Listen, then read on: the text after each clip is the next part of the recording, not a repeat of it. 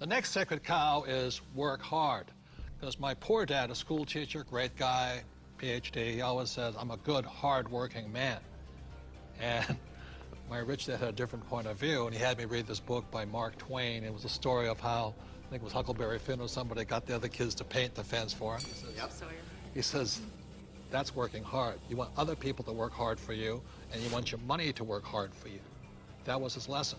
And a lot of people really, you know, they can't wait till Friday because they hate their work so much, and they dread Sunday because they have to go back to work.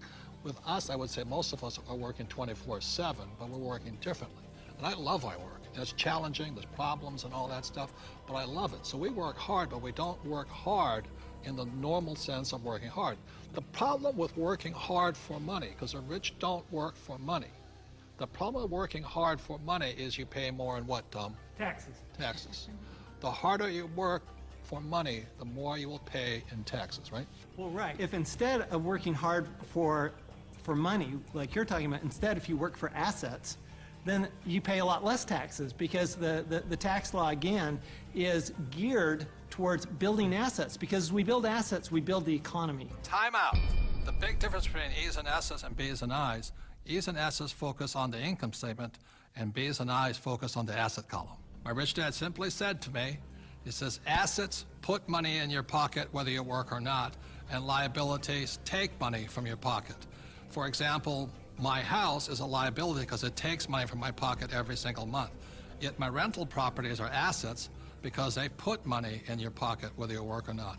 One of the reasons so many people are struggling financially today is they're buying liabilities they think are assets. As we build assets, the economy grows, and the employees get benefits also, because now we have more jobs for more employees.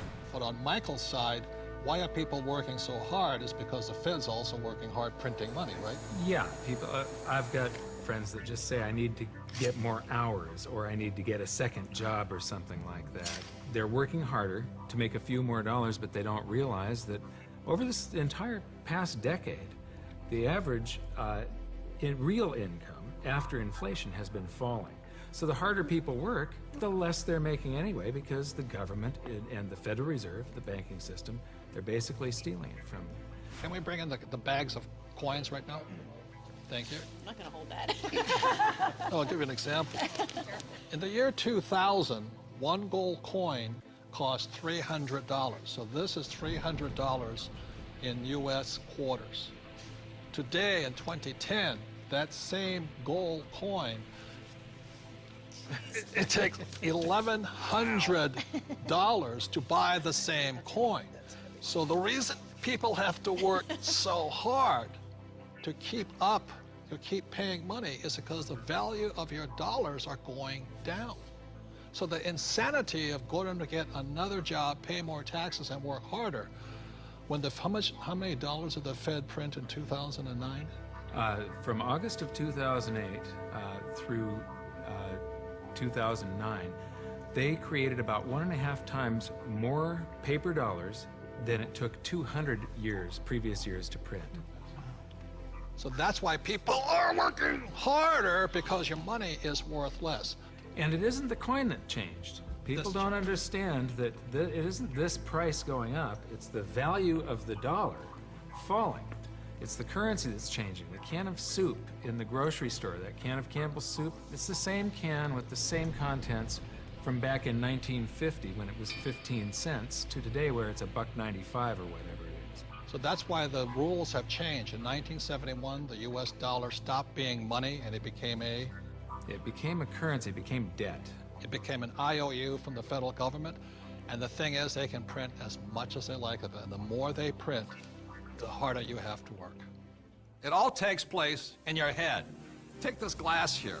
In this case, the glass here is context. It holds the content, in this case, the water. E's and S's have a different context than B's and I's. Having a different context, E's and S's attract the sacred cows like go to school, work hard, live below your means. B's and I's, having a different context entirely, attracts a different type of content, different type of information, different type of education. Money is created out of your head. If you're a true B and I, you're not concerned is because just like the Fed, we can print our own money.